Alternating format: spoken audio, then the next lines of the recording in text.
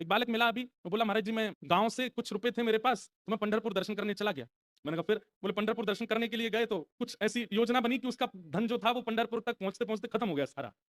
अब उसपे इतने भी नहीं है कि वो मंदिर में चढ़ा सके, इतने भी नहीं है कि वहां कुछ खा सके, इतना भी नहीं है कि वापस घर आ सके। बोले महाराज जी 50 रुपए बचे थे बस मेरे पास। तो बोले मैं तो बस इस विश्वास से गया था पंडरीनाथ सब मंगल करेंगे। बोले बिल्कुल चिंता नहीं थी, बिल्कुल टेंशन नहीं थी मन में, वापस कैसे जाऊंगा क्या होगा, सोचा साहब पंडरीनाथ भगवान आनंद कर देंगे, मुझे तो एक बार झलक दिख जाए। बोले लेकिन आप कथा में कहते हैं कि ठाकुर जी को जब पता चल जाए कि ये इसके पाँव में लगी है तो रास्ता और दुर्गम बना देते हैं। ले अब चल के दिखा, एक तो तेरे पाँव में लगी, ऊपर से गड्ढा और कर दिए रास्ता में। बोले मैंने कि फिर क्या हुआ? बोले मैं लाइन में खड़ा था दर्शन की, तो जैसे मंदिर में प्रवेश करने लगा इतने में एक व्यक्ति आया, आकर के बोला वो दुकान दिख रही है? बोला हाँ वो मेरी दुकान है, वहां छोटे छोटे पंडरीनाथ भगवान हैं, आज सुबह से मेरी कमाई नहीं हुई है, बोनी नहीं हुई है, आप एक ले लो। और बोले महाराज जी उस समय मन में ऐसा आवे कि स्वयं पंडरीनाथ कह रहे हैं कि मुझे ले चल, और मुझ पर पैसा ही नहीं उनको देने का, और वो आदमी हाथ पकड़ के बोले मेरी सुबह से बोनी नहीं हुई है, एक ले जाओ ना आप। अब मैं उसको बोल रहा हूँ कि भाई मेरे पास व्यवस्था नहीं है, मेरे पास घर वापस लौटने तक का भी धन नहीं है, मैं ठाकुर जी कैसे लूंगा? वो कह रहा है वो हम देख लेंगे, आप जितना हो उतना दे दो लेकिन ठाकुर जी ले जाओ। मैंने कहा मैं दर्शन करके आता हूँ फिर देखता हूँ। बोले दर्शन करने गया तो दर्शन करके मैंने कहा हे पांडुरंगा मैं घर चला जाऊँ, ये बहुत बड़ी बात है, बाहर आपने एक व्यक्ति खड़ा कर दिया अपने स्वरूप के लिए, कैसे उसको क्या दूंगा, मेरे पास है ही नहीं। बोले महाराज जी हम मंदिर से निकल करके छुपके जा रहे थे, निकलने का प्रयास कर रहे थे वहां से कि वो देख ना ले।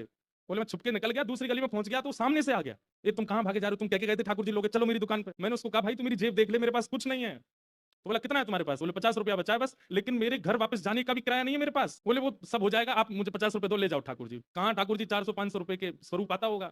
बोले 50 रुपए के पीछे पड़ गए, बोले दो ले जाओ।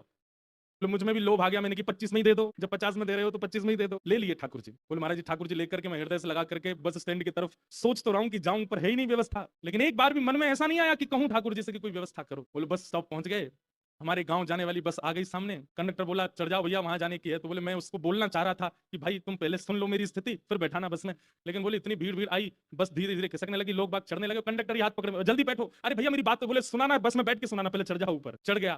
बोले मैं उसको बार बार मैंने मुझे लगा कि संकोच में बाद में पैसा नहीं दे पाऊंगा तो उतार देगा तो बुरा लगेगा, अभी बता देता हूँ उसको। बोले भैया मेरी बात सुनो। बोले मैं उसके पीछे ही पड़ा रहा, वो मेरी सुन ही नहीं रहा था। मैं बार बार उसको बोलूं भैया मेरी एक बात तो सुन लो, बोले रुक जा अभी पीछे टिकट काट के आता हूँ। बोले पीछे चला गया, कहीं बैठ गया, तो पीछे जाके किसी से बात करने लगा। मैंने भैया मेरी बात तो सुनो, मुझे आपको एक बात बतानी है। बोले इतने में तो आधा रास्ता पार हो गया। वो बोलता है कि अभी एक जगह बस रुकेगी चाय पीने, वहां बताना मुझे। बोले ना वो मुझसे पैसे मांग रहा है ना मेरी सुन रहा है। बोले वहां में उतर गया तो उसका पेट खराब हो गया, वो वॉशरूम में ही बैठा रहा बहुत देर। तो बोले वहां से निकल के आया, बस चलने का समय फिर बैठ गया। मैंने उसको फिर कहा भैया आप मेरी बात सुन लीजिए, बाद में आप मुझे नाराज। बोले फिर पता नहीं क्या कारण बन गया, कभी कहीं चला जाए कभी कहीं। बोले मेरी सुनी ही नहीं, मुझसे बोला चुपचाप बैठे रहो मैं बात करूंगा बाद में। बोले जब मेरा घर 5 मिनट की दूरी पर रह गया तब आया मेरे पास। अब बताओ क्या कह रहे थे तुम? भैया मैं ये कह रहा था मेरे पास बस 20 रुपए पड़े हैं और बस की टिकट 200 रुपए की है, मैं देने लायक स्थिति में नहीं हूँ। तो तुरंत बोलता है बोले तुम चढ़ी क्यों बस में? बोले मैं तो मना कर रहा था, आप ही चढ़ा ले गए। बोले फिर वो ड्राइवर से बोलता बस रोको इसको उतार दो यहीं पे। बोले जहां उतारा था वहीं मेरा घर था पास में। बोले उतर